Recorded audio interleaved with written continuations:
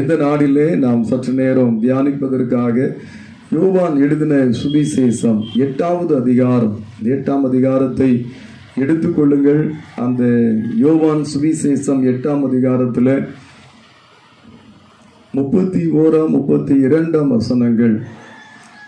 இயேசு தம்மை விசுவாசித்த யூதர்களை நோக்கி, நீங்கள் என் உபதேசத்தில் நிலைத்திருந்தால் மெய்யாகவே என் சீசராயிருப்பீர்கள், சத்தியத்தையும் அறிவீர்கள், சத்தியம் உங்களை விடுதலையாக்கும் என்றார்.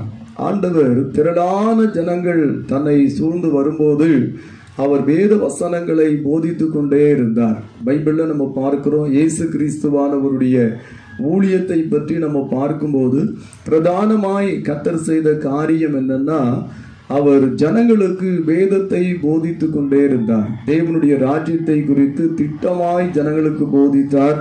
தேவனுடைய ராஜ்யத்திற்குள்ள பிரவேசிப்பதற்கு நம்ம எப்படி தகுதி அடைய வேண்டும் என்று அவர் பிரசங்கித்தார். அவருடைய நோக்கமே என்னன்னா, மனம் திரும்புங்கள், பரலோக ராஜ்யம் சமீபித்திருக்கிறது. அது மாத்திரமல்ல, அந்த பரலோக ராஜ்யத்திற்குள்ள நம்ம பிரவேசிப்பதற்கு என்ன செய்யணும், நம்ம எப்படி நாம் ஆயத்தப்படுத்தி கொள்ள வேண்டும், இவைகளை ஆண்டவர் மிக தெளிவாய் ஜனங்கள் கேட்டு உணர்ந்து கொள்ளத்தக்கதாய் பிரசங்கித்தாராம். வேதத்தில் ஒரு வசனம் உண்டு, ஜனங்கள் கேட்டு உணர்ந்து கொள்ளத்தக்கதாக இயேசு கிறிஸ்துவானவர் உபதேசம் பண்ணினார். ஆண்டவர் இந்த இடத்துல அவர் என்ன சொல்றாரு, இயேசு தம்மை விசுவாசித்த யூதர்களை நோக்கி, அப்ப விசுவாச கூட்டத்தாருக்கு ஆண்டவர் பேசுகிறார். யூதர்கள்ல 2 கூட்டத்தார் இருந்தார்கள். ஒரு கூட்டம் இயேசுவை விசுவாசித்த கூட்டம், இன்னொரு கூட்டம் இயேசுவை புறக்கணித்த கூட்டம். சொல்லுங்க, ஒரு கூட்டம் இயேசுவை விசுவாசித்த கூட்டம், இன்னொரு கூட்டத்தார் இயேசுவை புறக்கணித்திருந்தார்கள். இயேசுவை தேவகுமாரனாக அவர்கள் அங்கீகரித்துக் கொள்ளவில்லை, ஏற்றுக்கொள்ளவில்லை. இயேசுதான் மேசியா, அவர்தான் கிறிஸ்து, அவர்தான் உலகத்தின் பாவத்தை சுமந்து தீர்க்கிற தேவ ஆட்டுக்குட்டி என்று ஒரு கூட்டத்தார் கர்த்தரை விசுவாசித்திருந்தார்கள். அப்போ அந்த விசுவாசித்த அந்த ஜனங்களிடத்தில் ஆண்டவர் பேசும்போது, நீங்கள் என் உபதேசத்தில் நிலைத்திருந்தால் மெய்யாகவே என்னுடைய சீசராய் இருப்பீர்கள் என்று கர்த்தர் சொல்லுகிறதை நம்ம பார்க்கிறோம். இரண்டாவது ஆண்டவர் அங்க என்ன சொல்றாருன்னா, சத்தியத்தையும் அறிவீர்கள், சத்தியம் உங்களை விடுதலையாக்கும். அப்போ சீசர்களுக்குள் சத்தியத்தின்படியான ஒரு விடுதலை அவசியம் என்கிறதை இந்த வேத வசனம் நம்மோடு கூட பேசுகிறது. யாருக்கு சத்தியத்தின்படியான விடுதலை அவசியம்?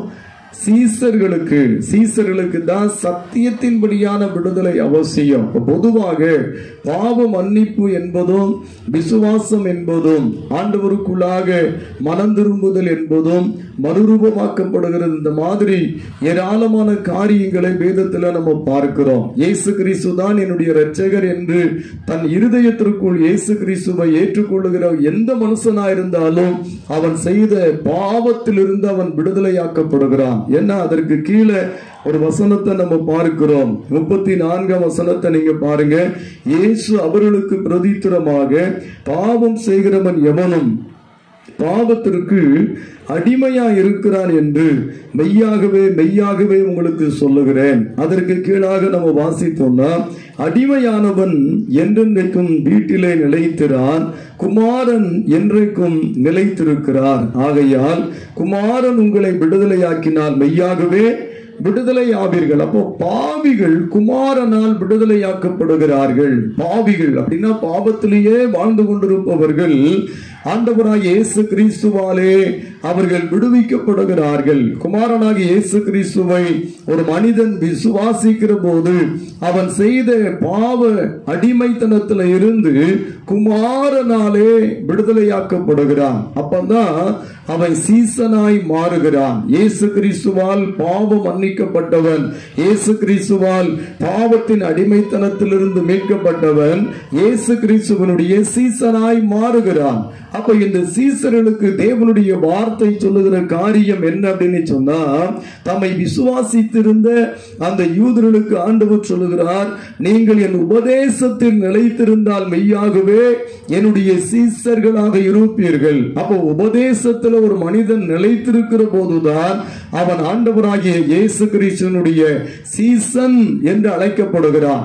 இந்த சீசன் என்று அழைக்கப்படுகிற நீங்களும் நானும் இன்றைக்கு எதினால் விடுதலையாக்கப்பட வேண்டியது அவசியமா இருக்கிறது அப்படின்னா, சத்தியத்தினாலே விடுதலையாக்கப்பட வேண்டியது அவசியமா இருக்கிறது. சத்தியத்தை அறிகிற அறிவு என்பது தேவனுடைய ஜனத்திற்கு மிக மிக மிக அவசியமானது. காரணம் என்னன்னா, ஒரு மனிதனுக்குள்ள சத்திய அறிவு இருக்கும் போதுதான் அவன் சாத்தானை ஜெயிக்கிறான். ஹல்லேலூயா.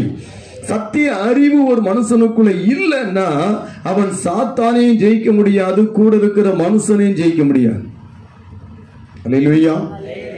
ஆண்டவர் யாக்கோபினிடத்துல பேசும்போது சொல்றாரு, நீ தேவனோடும் மனுஷனோடும் போராடி மேற்கொண்டாயே. அப்ப சூதான மனிதர்களை நம்ம ஜெயிக்க வேண்டி இருக்கிறது, சாத்தானுடைய தந்திரங்களை நம்ம ஜெயிக்க வேண்டி இருக்கிறது. அப்ப நமக்கு சத்தியத்தின்படியான ஒரு விடுதலை அவசியமாய் காணப்படுகிறது. சத்தியம் நம்மை விடுதலையாக்கும் என்கின்ற இந்த வேத வசனத்தை நம்ம பார்த்தோம்னா, இன்றைக்கு சத்தியத்தினால் வருகிறதான அந்த விடுதலையை பற்றி நம்ம என்ன செய்யலாம், தெளிவாய் நம்ம புரிந்து கொள்ளலாம். ஹல்லேலூயா. தெளிவாய் புரிந்து கொள்ளலாம். பிசாசு இயேசு கிறிஸ்துவை சோதிக்கிற போது முதல்ல ஆண்டவரிடத்துல சொல்றான், ஆண்டவர் பசியா இருக்கிறார். 40 நாட்கள் உபவாசம் பண்ணி அவர் ஜெபம் பண்ணி அந்த உபவாசத்தை அவர் முடிக்கிற போது பசி வருது. உபவாச ஜெபம் முடிகிற நேரத்துல என்ன வருது, பசி வந்ததுமே இந்த சாத்தான் தந்திரமா பேசுறான். எப்படி தந்திரமா பேசுறான் அப்படின்னு சொன்னா, நீர் தேவனுடைய குமாரனை ஆனால், நீர் தேவனுடைய குமாரனை ஆனால். என்கிட்ட ஒருத்தர் ஒரு நாள் சொன்னாரு, நான் அப்பதான் ரட்சிக்கப்பட்டிருக்கேன். 95 நவம்பர் மாசம் 15ஆம் தேதி இரவு 11:15 மணிக்கு ஆண்டவர் என்னை அபிஷேகம் பண்ணிட்டார். ஹல்லேலூயா. பரிசுத்த ஆவியினால் நிரப்பப்பட்டு ரட்சிக்கப்பட்டு தேவ பிள்ளையா நான் இருக்கிறேன். தேவ பிள்ளையா நான் இருக்கிறேன்.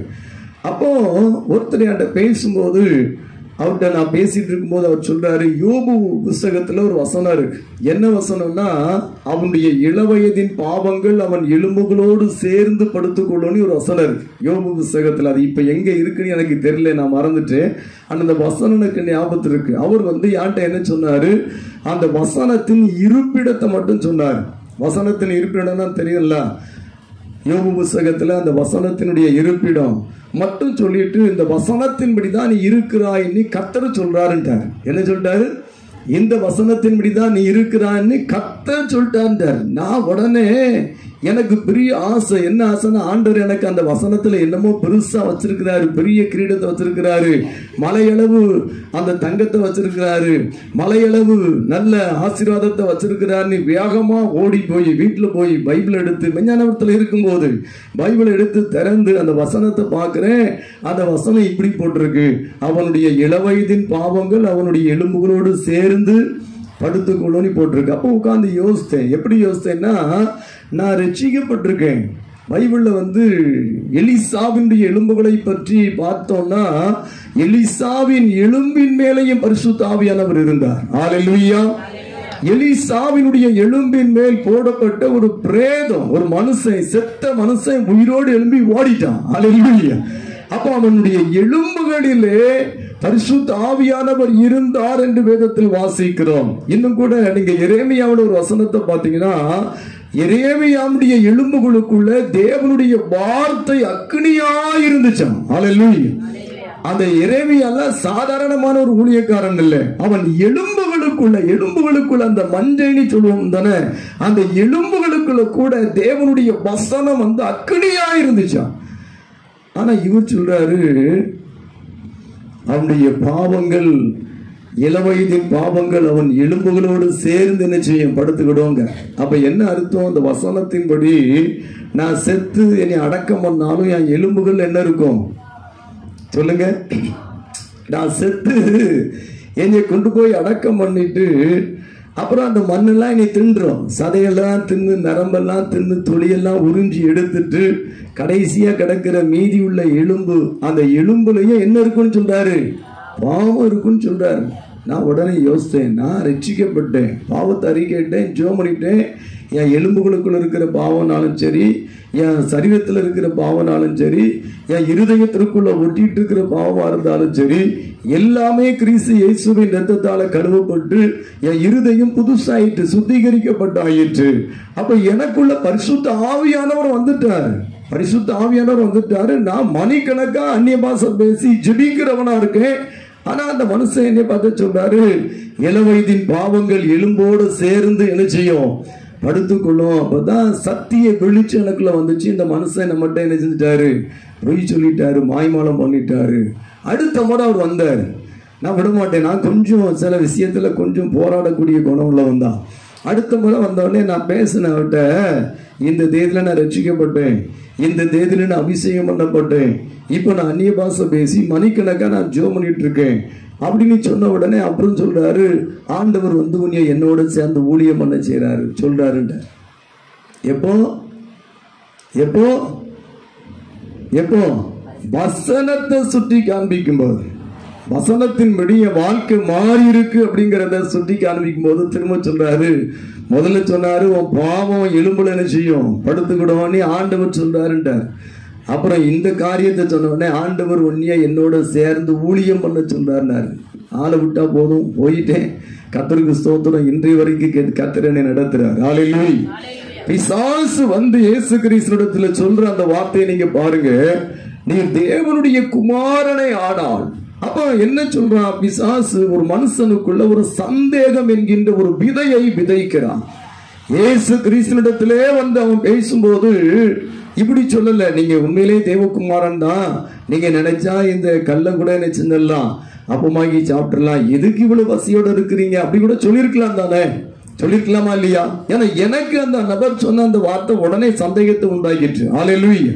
என் சந்தேகம் எப்படி தெளிவடைந்தது அப்படின்னா, எனக்குள்ள தேவன் கொடுத்த கிருபையினால, அந்த சத்தியத்தை அறிகிற அந்த அறிவினால எனக்குள்ள அந்த ஒரு விடுதலை உண்டானது. அப்படி இல்லைன்னா அந்த மனுஷன் சொன்ன வார்த்தையெல்லாம் நான் நினைச்சிருவேன், கட்டப்பட்டு கட்டப்பட்டு கிடப்பேன். ஆண்டவரிடத்துல வந்து சாத்தான் பேசும்போது, நீ தேவனுடைய குமாரனை ஆனால் அப்படின்னு சொல்றான் பாரு. ஏன் சாத்தானுக்கு தெரியாதா இயேசு தேவகுமாரன்ட்டு? சொல்லுங்க, உங்கள்கிட்ட கேட்க, சாத்தானுக்கு இயேசுதான் தேவகுமாரன் அப்படிங்கிறது தெரியுமா தெரியாதா? தெரியும், நல்லாவே தெரியும். இன்னைக்கும் இயேசுவின் நாமத்துல ஓடுறான்ல. ஏன் ஓடுறான்? இயேசு என் தலையை நசுக்குனவர்ங்கிறது அவனுக்கு தெரியும். ஹல்லேலூயா. இயேசு யார் அப்படிங்கிறது சாத்தானுக்கு நல்லா தெரியும். ஆனா தெரிந்தாலும் சில ஆட்கள் மாதிரி நம்மை குறித்து சில ஆட்கள் தெரிந்தவங்களா இருந்தா கூட தெரிஞ்ச மாதிரி செய்ய மாட்டாங்க, காண்பிக்க மாட்டாங்க. ஏன்னா சில இடத்துல நம்மளை தெரிஞ்ச ஆட்கள் தெரிஞ்ச மாதிரி காமிச்சாங்கன்னா அவங்களால நமக்கு என்ன வந்துடும், நஷ்டம் வந்துடும், நம்மளை ஒழித்துக் கொள்வோம் அப்படின்னு சொல்லி ஒழித்துட்டு இருக்கிற ஆட்கள்லாம் இருக்கு. ஆனா ஆண்டவர் சொல்றாரு, மனுஷன் அப்பத்தினாலே மாத்திரம் அல்ல, தேவனுடைய வாயிலிருந்து புறப்பட்டு வருகிற ஒவ்வொரு வார்த்தையாலும் பிழைப்பான் என்று எழுதப்பட்டிருக்கிறது. அப்ப எழுதப்பட்ட சத்தியம் இயேசுவுக்கு தெரியும். ஹல்லேலூயா. எழுதப்பட்ட சத்தியம் பிசாசுக்கும் தெரியும். இயேசு தேவகுமாரன் இந்த உலகத்துல அவர் வந்து கன்னியினுடைய கர்ப்பத்தில் அவர் குழந்தையாய் வருவார் என்கின்ற அந்த எழுதப்பட்ட தேவனுடைய வார்த்தையின்படி குறித்த காலத்திலே ஆண்டவராய் இயேசு கிறிஸ்துவானவர் ஒரு கன்னி மரியினுடைய அவர் கர்ப்பத்திலே குழந்தையாய் வெளியே வந்த எல்லா காரியமும் சாத்தானுக்கு தெரியும். இயேசு பிறந்த போது இயேசுவை அழிக்கணும்னு ஏரோதுவின் மூலமா திட்டம் போட்டதே சாத்தான் தான். சொல்லுங்க எல்லாரும், சொல்லுங்களேன். இயேசு பிறந்திருந்த போது சாஸ்திரிகள் வந்து இயேசு கிறிஸ்து பிறந்த காரியத்தை பார்க்க வரும்போது, கிழக்கிலே அவருடைய நட்சத்திரத்தை கண்டோம், யூதருக்கு ராஜாவாக பிறந்திருக்கிறவர் எங்கே என்று சொல்லி தேடிக்கொண்டு ஏரோதுவின் அரண்மனைக்கு வந்திருந்த காரியத்தை பாருங்க. ஏரோது அறிந்த உடனே ஏரோதுக்குள்ள இயேசுவை கொல்லணுங்கிற விதையை போட்டதே யாருதான்? இயேசுவை கொல்லணுங்கிற விதை யார் போட்டது? ஆமா, இயேசுவை கொல்லணும் அப்படிங்கிற விதையை சாத்தான் தான் ஏரோதனுடைய இருதயத்திற்குள்ள விதைத்தான். பைபிள்ல ஒரு வசனம் உண்டு, வேத வசனம் சொல்லுகிறது, ஆபேல் முதல் இந்த உலகத்துல எத்தனை மனித ரத்த சாட்சியாய் மரித்தானோ எல்லா மனுஷனுடைய ரத்தங்களையும் யார்கிட்டதான் கேட்கப்படும்? சாத்தானிடத்துல கேட்கப்படும். எல்லா மனுஷனும் மனித ரத்த சாட்சியாய் மரிக்கிறான்னா அது ஒரு புறத்துல தேவனுக்கு மகிமை, இன்னொரு புறத்துல அது சாத்தான் இந்த உலகத்துல கிறிஸ்தவத்தை அழிக்கணும்னு கொண்டு வருகிற விதை. ஆனா ஒரு புறத்தில் அது தேவனுக்கு மகிமையாய் காணப்படுகிறது. ஆண்டவர் சொன்னாரு, ஆபேல் முதல் இந்த உலகத்துல எத்தனை மனுஷன் இப்படி கொல்லப்பட்டானோ அந்த மனுஷனுடைய இரத்த பலியெல்லாம் யார் மேல சுமத்தப்படுது? சாத்தானிடத்துல அதை விசாரித்து கர்த்தர் அதனாலதான் சாத்தானை நரகத்துல தள்ளி அழிக்கிறார். ஹல்லேலூயா, ஹல்லேலூயா. அப்ப ஆண்டவர் இயேசு கிறிஸ்துவானவர். அப்போ இயேசு கிறிஸ்துவை சோதிக்க சாத்தான் வரும்போதே அவனுக்கு நல்லாவே தெரியும், இவர் இயேசு, இவர் தேவகுமாரன், இவர் உலகத்தின் பாவத்தை சுமந்து தீர்க்க வெளிப்பட்ட தேவகுமாரன். அப்ப இவரை சற்று கரைப்படுத்திட்டோம்னா சிலுவையில என் தலையை அவரால் நினைச்ச முடியாது, நசுக்க முடியாது. நல்ல கவனிங்க, ஏன் ஆண்டவரை சோதிக்கிறதுக்கு சாத்தான் வந்தான் அப்படின்னா, இயேசுவை கொல்லணும்னு திட்டம் போட்டா முடியல, அவரை கரைப்படுத்தணும்னு திட்டம் போட்டான். வசனத்தை மீறியாச்சுனாலே முடிந்தது தானே.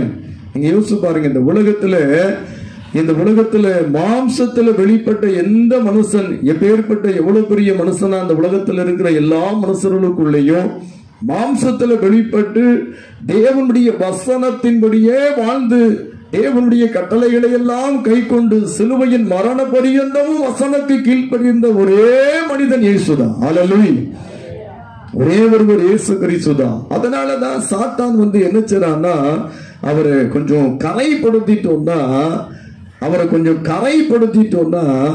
என் மேல அவர் ஜெயம் கொள்ள முடியாது. நீங்க நல்ல கவனிங்க, சமீபத்துல கர்த்தரையாட்ட பேசிட்டே இருக்கிற ஒரு காரியம் என்னன்னா, பரிசுத்தம் பரிசுத்தம் பரிசுத்தம் பேசிட்டே இருக்கிறார். ஆண்டவர் சமீபத்துல ஆரம்ப நாட்கள்ல வைத்திலிங்கபுரத்துல எல்லாம் இருந்து ஜெபம் பண்ணும் போது முக்கால்வாசி ஜெபம் பரிசுத்தத்துக்கு தான் பண்ணிட்டே இருந்திருப்பேன். ஹல்லேலூயா. ஆண்டவர் இன்னும் அவர் பேசுகிற ஒரு காரியம், அவருடைய சத்தத்தை நான் கேட்கிற ஒரு காரியம் என்னன்னா, பரிசுத்தம் பரிசுத்தம் பரிசுத்தம், இன்னும் பரிசுத்தம், இரவு பகலா இன்னும் பரிசுத்தம், இன்னும் பரிசுத்தம். அப்போ ஏன் ஆண்டவர் இந்த நாட்கள்ல பரிசுத்தத்தை பற்றியே பேசிட்டு இருக்கிறார் அப்படின்னு சொன்னா, நம்ம கரை படிஞ்சிட்டோம் அப்படின்னு சொன்னா பிசாசை ஜெயிக்க முடியாது, ஊழியத்துல நிற்க முடியாது.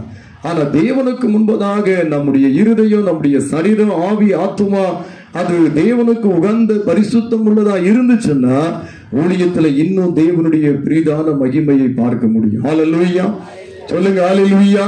அப்போ சாத்தான் இயேசுவை கரைப்படுத்திடணும், பிரமாணத்தை மீற வைத்துவிட வேண்டும் என்பதற்காக தான் அவன் ஆண்டவராய் இயேசு கிறிஸ்துவிடத்துல நீர் தேவனுடைய குமாரனே ஆனால் அப்படின்னு சொன்னான். நல்லா யோசிச்சு பாருங்க, இந்த நீர் தேவனுடைய குமாரனை ஆனால்ங்கிற வார்த்தைக்கும் நீர் தேவனுடைய குமாரன் தான், ஆனா அந்த கல்லை கூட நீங்க நினைச்சிருந்தரலாம், அப்பமாக்கி சாப்பிடலாங்கிறதுக்கு வித்தியாசம் இருக்கு. ஹல்லேலூயா, சொல்லுங்க ஹல்லேலூயா. அப்ப நான் இந்த இடத்துல உங்களுக்கு சொல்ல விரும்புகிற மிக முக்கியமான ஒரு காரியம் என்னன்னா, நீங்க சத்திய அறிவு உள்ளவங்களா இருந்தீங்கன்னா உங்களை சந்தேகப்படுத்துகிற ஆவிகளை மேற்கொள்ளுவீங்க. ஹல்லேலூயா. ஒரு நாள் ஒரு அண்ணன்ட்ட பேசிட்டு இருந்தேன், அவர் ரொம்ப துக்கமா இருந்தார். என்னன்னு ரொம்ப சந்தோஷமா இருப்பீங்க, நீங்க ரொம்ப துக்கமா இருக்கீங்களா, என்ன விஷயம் அப்படின்னு கேட்டேன். அவர் சொல்றாரு, கிட்டத்தட்ட 2 மாசமா இப்படிதான் இருக்கேன். 2 மாசமா இதே துக்கம்தான். என்ன துக்கம்தான் பாருங்க, 2 மாசமா இதே துக்கத்துல தான் இருக்கேன். என்னன்னா இவ்வளவு துக்கம் ஆகிட்டீங்க அப்படின்னு சொல்லி அவர்கிட்ட கேட்ட உடனே அவர் சொன்னாரு, ஒரு அண்ணன் என்னைய பார்த்து பேசினாரு. பேசும்போது என்கிட்ட அவர் சொன்னாரு, நீங்க இத்தனை வருஷமா ஊழியம் செய்றீங்க, உங்களுக்காக ஒரு சொந்த பைக்கு கூட இல்லையே. இத்தனை வருஷமா ஊழியம் செய்றீங்க, உங்களுக்காக சொந்தமா ஒரு பைக் கூட நீங்க வாங்க முடியலையா? அப்ப என்ன ஆண்டவர், என்ன ஊழியம், என்ன ஆண்டவர், என்ன ஆண்டவர், என்ன ஊழியம்? இந்த ஒரு விதைய போட்டார் பாருங்க, அந்த விதை கன்னியாகி அது வளர்ந்து அது முளைச்சி வளர்ந்து கொடி விட்டு அவரை சுத்தி பிடிச்சுக்கிட்டு, சில ஆட்கள் விதைக்கிற விதை வளர்ந்து அது அப்படியே கொடியா படர்ந்து அது என்ன செய்யும், அப்படியே சுத்தி பிடிச்சுக்கிடும். நான் லாரியில கிளீனரா டிரைவரா இருந்த நாட்கள்ல ஒரு ஏரியா, மதுரையை தாண்டி கொட்டாம்பட்டி அந்த ஏரியாலாம் போனா கொஞ்சம் அடர்த்தியான மரங்கள் இருக்கும், நல்ல நிழல் இருக்கும், வண்டியை கொஞ்சம் ஓரஞ்சாரமா ஒதுக்கிட்டு கொஞ்சம் ரிலாக்ஸா இருப்போம். அதுல ஒரு மரத்துல ஒரு பெரிய மரம், அந்த மரத்துல ஒரு மல்லிகைப்பூ குடி இருந்துச்சு. நான் அதை பார்த்து ரொம்ப ஆச்சரியப்படுவேன். ஏன்னா அந்த மரத்தோட சேர்ந்து வளர்ந்து அந்த மர கிளைகள் எல்லாம் அது பறந்து இருந்துச்சு. என்னது, ஒரு மல்லிகைப்பூ செடி படர்ந்து அந்த மரத்தையே அது என்ன செஞ்சிட்டு இருந்து வளைச்சு வச்சிருந்து. அந்த மாதிரிதான் சில ஆட்கள் போடுற விதை ஒரு ஊழியக்காரனையே நினைச்சது முளைச்சி கொடியாகி அது கை காலு மூக்கு முடிய கூட என்ன செய்யுது வளைச்சி பிடிச்சு வச்சுக்கிடுது. இவர் பாங்க இப்படியே இருக்கு, கட்டப்பட்ட நடுவில் இருக்கு. என்னன்னா இப்படி ஆயிட்டீங்கன்னா, போட்டா ஒரு விதைய ஒருத்தன் இத்தனை வருஷம் நீ ஊழியம் பண்ணி நீ ஒரு பைக்கு கூட உனக்கு வாங்க முடியலன்னா என்ன ஆண்டவர் என்ன ஊழி பைக்குக்காக ஊழித்துக்கு வந்தோம், பரலோகத்துக்கு போறதுதான் ஊழித்துக்கு வந்தோம். அல்லேலூயா சொல்லுங்க. பைக் வாங்குறதுக்காக ஊழித்துக்கு வந்தோம் சொல்லுங்க. பைக் வாங்குறதுக்காக ஊழியத்துக்கு வந்தோம். சத்தமா சொல்லுங்களேன், விடுதலை அடைவீங்க. பைக் வாங்குறதுக்காக ஊழியத்துக்கு வந்தோம், பரலோகத்துக்கு போறதுக்கு தான் ஊழியத்துக்கு வந்தோம். இதை செஞ்சாதான் பரலோகத்துக்கு போக முடியும். ஆண்டவர் வச்சுட்டார், ஒரு கோடு போட்டார். அந்த கோட்ல நம்ம என்ன செஞ்சுட்டு இருக்கோம், ஓடிட்டு இருக்கோம். என் பைபிளை நான் எழுதி வச்சிருப்பேன். பிழைப்புக்காக பைபிளை நான் தூக்கல, அநேகரை பிழைக்க வைக்கிறது தான் கர்த்தர் பைபிளை தந்திருக்கிறார். ஆமென் ஹல்லேலூயா. சோறு திங்கிறதுக்கும் பைக் வாங்குகிறதுக்கும் ஊழியம் செய்யறதுக்கு வரல. அந்த மனுஷன் பாருங்க, அந்த ஒரு வார்த்தையால கட்டப்பட்டு கிடந்தார். இப்ப நான் போய் அவர்கிட்ட பேசும்போது லாசருவை பற்றி சொன்னேன். ஒருவேளை சோத்துக்கு கூட வழி இல்லாம இருந்தான். செத்த உடனே ஆண்டவர் கொண்டு போய் ஆபிரகாமுடைய மடியில வச்சுட்டார். ஹல்லேலூயா. அந்த ஒரு வார்த்தை அவரை விடுதலை ஆக்கிட்டு, சத்தியத்தை அறிவீர்கள், சத்தியம் உங்களை விடுதலை ஆக்கும். அதான் இன்றைக்கு நமக்கு தேவனுடைய பிள்ளைகளுக்கு இன்றைக்கு இந்த உலகத்தாருடைய வார்த்தை, உலகத்தினுடைய ஞானத்தினால் வருகிற வார்த்தை எல்லாம் அந்த மனுஷனை பிடிச்சு அது அப்படியே முடக்கி வச்சிருது. ஆனா சத்திய அறிவு நமக்குள்ள ஒரு பெரிய மெய்யான விடுதலையை தருது. ஹல்லேலூயா சொல்லுங்க, ஹல்லேலூயா. அதனால இந்த நாளிலே கர்த்தருடைய பரிசுத்தமான சமூகத்துல நம்மை அர்ப்பணித்து, ஆண்டவரே சத்தியத்தை அறிகிற அறிவு எனக்கு வேணும். ஜெபிப்போமா எல்லாரும் எழுந்து நின்று.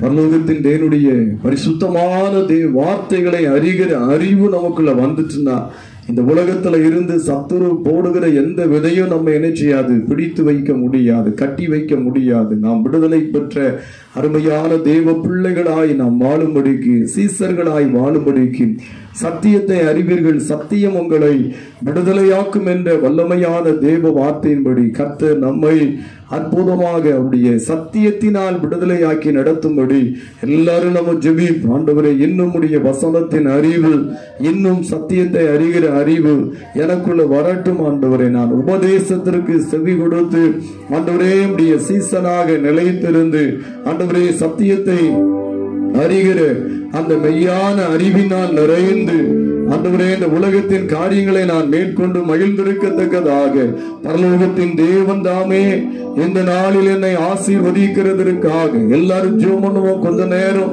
சத்தியத்தை அறிகிற அறிவு எங்களுக்கு வரட்டும் ஆண்டவரே, சத்தியத்தை அறிகிற அறிவு எங்களுக்குள் வரட்டும் ஆண்டவரே. தாகத்தோடு நாங்கள் சத்தியத்தை அறியணும் தான், தாகத்தோடு சத்தியத்தை அறியணும் ஆண்டவரே. சத்தியத்தினால் உண்டாகிற விடுதலை கர்த்தாவே எங்களுக்குள்ளே காணப்படத்தக்கதாக நாங்கள் உம்மை நோக்கி மன்றாடி ஜெபிக்கிறோம். ஆவியானவர் உருவிசை இறங்கி கிரியை செய்கிறதற்காக, பரிசுத்த ஆவியான தேவன் உருவிசை இறங்கி கிரியை நடப்பிக்கிறதற்காக, தேவாதி தேவன் உருவிசை இறங்கி ஆண்டவரே நீர் கிரியை நடப்பிக்கிறதற்காக, கிரியை செய்கிறதற்காக, தேவ மகிமை வெளிப்படுகிறதற்காக, கர்த்தருடைய பெரிதான வல்லமை வெளிப்படுகிறதற்காக இணைந்து ஜெபிப்போம். ரெண்டு பேராய் கரங்களை கோர்த்து கொண்டு இன்றைக்கு எல்லா சத்துரு கொண்டு வருகிற இடையூறுகளை கர்த்தர் மாற்றுவதற்காக, எல்லா கட்டுகள் அறுக்கப்பட்டு போகிறதற்காக, சத்தியத்தால் உண்டாகும் விடுதலை உண்டாகிறதற்காக, பரலோகத்தின் தேவனுடைய மகிமை ஒரு விசை நம்முடைய குடும்பத்தை நிரப்புகிறதற்காக மன்றாடி மன்றாடி தேவனுடைய அற்புத கரம் இன்றைக்கு கிரியை செய்ய வேண்டும் என்று, சத்தியத்தினால் உண்டாகும் விடுதலை இன்றைக்கு நம்முடைய வீடுகளுக்குள்ளே இறங்கி வருகிறதற்காக, நம்முடைய ஊழியத்தை நேசிக்கிறவங்க வீடுகளுக்குள்ளாக சத்தியத்தினால் உண்டாகும் விடுதலை இறங்கி வருகிறதற்காக, இந்த ஊழியத்தில் நம்மோடு கூட இசைந்திருக்கிறவர்கள் மேல கர்த்தருடைய இரத்தத்தின் வல்லமை இறங்கி வருகிறதற்காக, சத்தியத்தினால் உண்டாகும் விடுதலை இறங்கி வருகிறதற்காக, இந்த ஊழியத்தை பொருட்களாலே, பணத்தினாலே, காணிக்கைகளாலே தாங்குகிற ஒவ்வொரு குடும்பத்திலேயும் சத்தியத்தின்படியான அற்புதமான விடுதலை உண்டாகிறதற்காக, சாத்தானுடைய தந்திரங்கள், கொடிய பிசாசனுடைய வஞ்சனைகள் இயேசு கிறிஸ்துவின் நாமத்தில் சுட்டரிக்கப்படுவதற்காக அந்தகாரத்தினுடைய தந்திரங்கள், சர்ப்பத்தினுடைய தந்திரங்கள் எந்தெந்த குடும்பத்தை வளைந்து வைத்திருக்கிறதோ அத்தனை குடும்பத்தின் மேல் இயேசுவின் ரத்தம் தெளிக்கப்படுவதற்காக கர்த்தருடைய ரத்தத்தின் வல்லமை பாராதாய்ஷதந்திலே இறங்கி வருகிறதற்காக தேவனுடைய வார்த்தையின் வல்லமை, சத்தியத்தின் வல்லமை, சத்தியத்தின் வல்லமை, சத்தியத்தை அறிவீர்கள், சத்தியம் உங்களை விடுதலையாக்கும் என்பது போல இந்த ஊழியத்தை தாங்குகிற ஒவ்வொருத்தர் மேலும் சத்தியத்தின் வல்லமை இறங்கி வருகிறதற்காக, கிறிஸ்து இயேசுவின் வல்லமை இறங்கி வருகிறதற்காக, அந்தகாரத்தினுடைய தந்திரங்கள் இயேசு கிறிஸ்துவின் நாமத்தில் சுட்டரிக்கப்படுவதற்காக, தேவனுடைய அக்னிமயமான வல்லமை இறங்கி வருகிறதற்காக, ஒவ்வொரு வீடுகளும் இன்றைக்கு தேவனுடைய வல்லமையினால் நிரப்பப்படுகிறதற்காக, இந்த கூடாரத்தில் வந்த தேவ ஜனங்கள் தேவனுடைய வல்லமையினால் நிரப்பப்படுகிறதற்காக ஜெபிக்கிறேன். சத்திய அறிவுடைய ஜனங்களுக்குள்ளே கடந்து போகிறதற்காக, சத்தியத்தையும் அறிவீர்கள், சத்தியம் உங்களை விடுதலையாக்கும் என்று என் ஆண்டவராகிய தேவன் சொன்னது போல ஒரு மகிமையான விடுதலை ஒவ்வொருத்தருடைய சிந்தனையில் உண்டாகட்டும் ஆண்டவரே, ஒவ்வொருத்தருடைய வாழ்க்கையிலே உண்டாகட்டும் கர்த்தாவே. தேவரீர் கிரியை செய்கிறதற்காக நாங்கள் உம்மை நோக்கி மன்றாடுகிறோம் ஆண்டவரே. இன்றைக்கு சாட்சிகள் எழுப்பப்படுகிறதற்காக, கர்த்தர் என்னென்ன செய்தார் என்று குறிக்கப்படுகிறதற்காக, தேவ சமூகத்திலே ஜெபிக்கிற ஜெபத்தினுடைய பிரதிபலன்கள் இன்றைக்கு உங்களுக்கு உண்டாகிறதற்காக நான் பார்க்கிற ஒரு தரிசனத்திலே இதே ஒரு நோட்புக்கில் ஒரு காரியம் எழுதப்பட்டு கொண்டே இருக்கிறது, ஒரு காரியம் எழுதப்பட்டு கொண்டே இருக்கிறது. கர்த்தர் சொல்லுகிறார், இனி என்னுடைய கிரியைகளை நீ கண்டு கர்த்தர் இதை செய்தார் என்று நீ குறித்து வைக்கத்தக்கதாக தேவனுடைய வல்லமையுள்ள செயல்கள், தேவனுடைய சத்தத்தை கேட்டு, தேவனுடைய வார்த்தையை கேட்டு, தேவனுடைய ஜனத்திற்குள்ளாய் உண்டாகிறதற்காக கர்த்தாவே உமக்கு ஸ்தோத்திரம். பரிசுத்த நாமத்தையே நாங்கள் மகிமைப்படுத்துகிறோம்.